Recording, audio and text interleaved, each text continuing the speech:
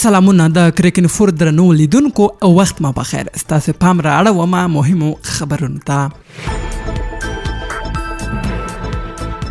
د افغانستان کرکټ ملي لوبډلې د یو ورځنیو سیالیو لوبډلې مشر حشمت الله شاهدي د بنگلاديش پر وړاندې لومړی یو ورځنۍ لوبې ته په خبري غونډه کې ویلي چې په خپل لوبډله پوره باور لري او د یو ورځنیو سیالیو لوبلړۍ به ګټي. شاهدي دغه لوبلړۍ ته د خپل لوبډلې د پوره چمتووالي ډاډ ورکړی او زیاته کړې ده چې تیرو لاسته راوړنو ته په کتو یقیني و چې بریاوې به ترلاسه کوو.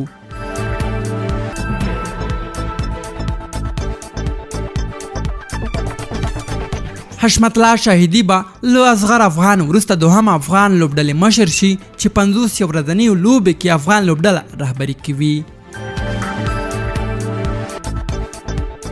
د افغانستان کورنی کرکټ د ظرفیت لوړونې څانګې له لوري په کاپیسا ولایت کې د روزنځایونو په کچه غوره لوبغاړو ته پیل شوي تمریناتي کمپ پای ته ورسید. دغه روزنیز کیمپ کې ګډون کوونکي لوبغاړي د توپ وهنې، توپ اچونې، ډګر ساتنې او فکري برخو کې وروزل شول. یاد روزنیز کیمپ د وزیر محمد اکبر خان دویمه درجه ولایتي سیالیو ته د لا چمتووالي په موخه پیل شوی و.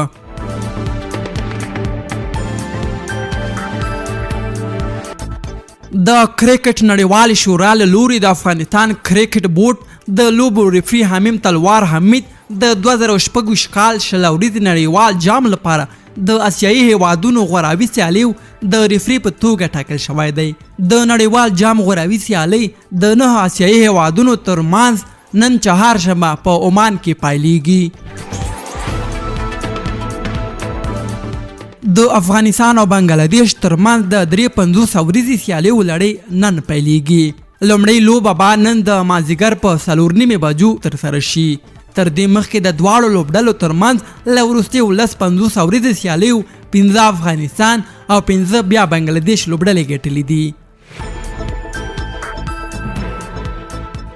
درنو لیدونکو ورزشي خبرونه هم دومره وه. تر بیا ښه وخت ښې شېبې.